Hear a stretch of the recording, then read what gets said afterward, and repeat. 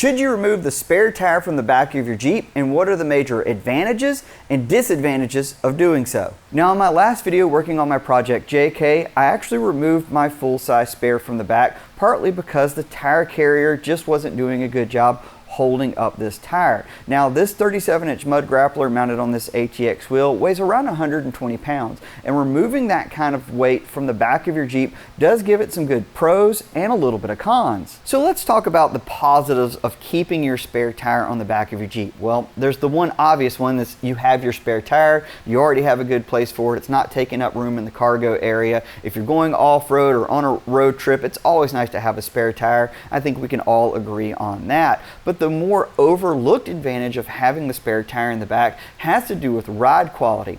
Most aftermarket suspensions are going to assume that you do have an aftermarket spare tire, maybe even a bumper in the back, and that's why they offer standard rate and heavy duty springs for the back.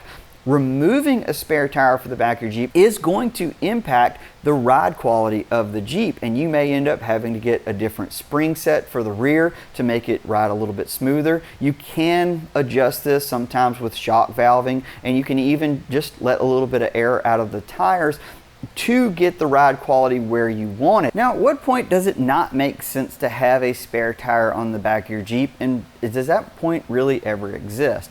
What I wanted to show you is just a bit of scale and talk about weight. Now, right here you've got a 37-inch tall Nitto trail grappler next to a 38, next to a 40. And the weight difference between this tire and this tire, you're looking at roughly 24 pounds. So it's not as dramatic as you might think. Oh, I've gone from a 37 to a 40. And when you're talking about pairing it with a wheel, the big impact usually is seen more on a two-door Wrangler than a four-door, and how you climb and how that extra weight on the back really impacts the off-road performance more negatively than not. Now, there are plenty tire carriers on the market that can support a 40-inch tall tire, so I don't want to say, well, it's not like you can't adequately support the spare tire on the back of the Jeep, but there are some negatives of doing that. Now, one of the biggest things that I find when you get to these taller tires, having a heavy-duty spare tire carrier to accommodate all this can get a little cumbersome in the back, whether it's additional latches or the really heavy-duty ones that have like dual latches so it can properly support something like a 40-inch tall tire isn't very convenient for the day-to-day sort of living. Now, off-road with the four-door, does having a 40 on the back make a huge difference? I would argue that it's not super dramatic, but there are performance differences between having this extra weight on the back of your vehicle versus not. To me, lighter is always better. If you can not have the spare tire on the back, I feel like the Jeep is going to feel a little bit more nimble. It's going to get over obstacles a little bit easier. And one of the biggest impacts of having a spare tire removed from the rear has to do with coming down ledges. So if a lot of places you're going off-road, places like Moab, Utah, where you're constantly dropping down ledges, if you don't have a spare tire on the back, you're not going to have to worry about that tire hitting as you come down and potentially damaging the tailgate or damaging the tire. Again, there are ways to protect this and prevent it, but if you're talking about adding more steel to the back of your Jeep, you're just adding more weight, and more weight is going to keep pushing the limits of your factory axles and impacting the performance of the Jeep overall. Okay, so if you're not going to bring a spare tire with you, what should you bring in your Jeep? Because you need to be prepared in case you do get a flat or any sort of tire damage, and this is sort of my go-to kit. Now, for the road, in my experience, if you're going to get a flat typically and you've got a good tire, it's probably because you ran over something. Usually that's going to be a nail, unfortunately. So always carry a decent plug kit with you, but obviously you're going to need something to be able to air your tire back up if you do get a flat, and so you're going to need a portable air compressor. That's going to be a decent expense. Now, there are a lot of permanent compressor mounts for the Wrangler platform. I really like these little Vi-Air portable air compressors because you can take off the base and kind of stuff them under the seats, and they work really well to not really take up a lot of room, so you can easily take this combo with you. That's just something that I like, but you're going to need some sort of onboard air.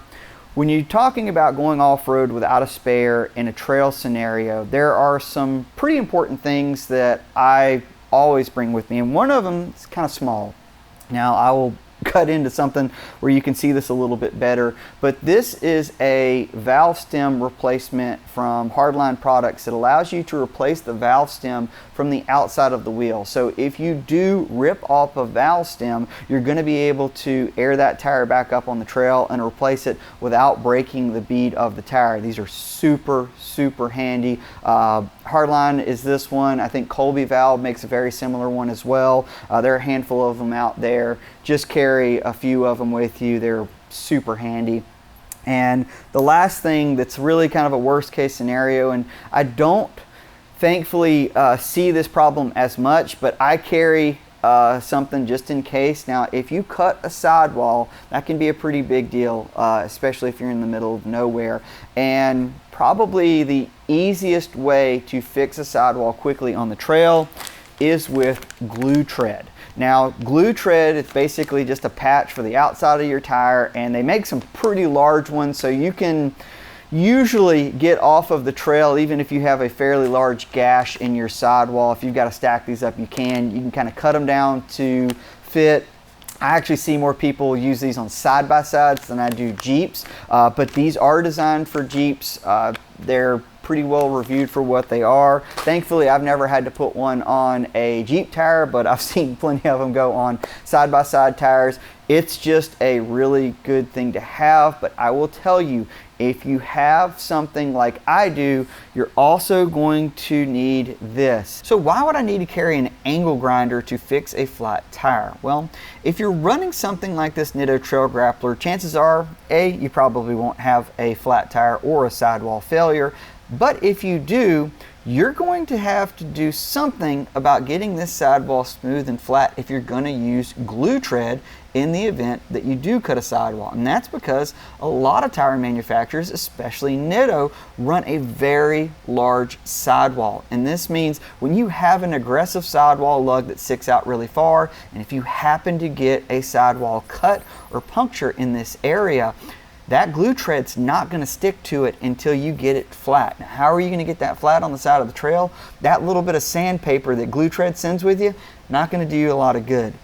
You're going to need something to be able to grind this down, and that's why I bring an angle grinder with a flap disc, just in case I've actually got to smooth and flatten this out so I can put the patch on here. Keep in mind, if you get a giant sidewall cut, the tire's toast. You're basically just getting off the trail or to home or wherever you need to get so you can get a replacement tire. Once you get a sidewall cut, it's toast. There is no keeping the tire anymore. So it's just all about kind of survival, getting off the trail and getting this trail fix to be the best it absolutely can. And the way you're gonna have to do that is actually cut down these sidewall lugs depending on whatever tire it is, so you can make that thing work best. It does come with sandpaper, but all of these raised letters and even where it shows like the sidewall, the tire size, like that stuff needs to be flat to make those glue tread patches work very efficiently. So ultimately, yeah, there are some pretty serious pros and cons to removing your spare tire.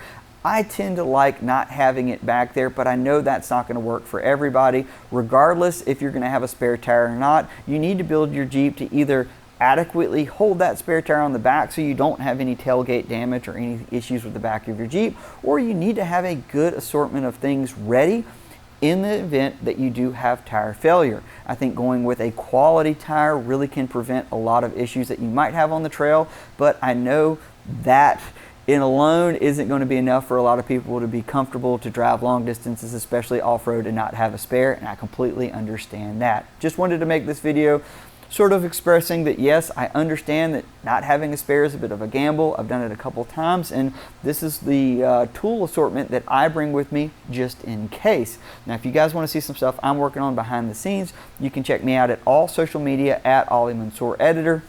If you have any questions, just drop them right in the comments. I appreciate you guys watching these videos. If you did like it, please consider liking and subscribing to the Driving Line channel because it absolutely helps. As always, I hope to see you guys on the trail, and I got to get back to work on a lot more upgrades on this Earl 392. So, take care.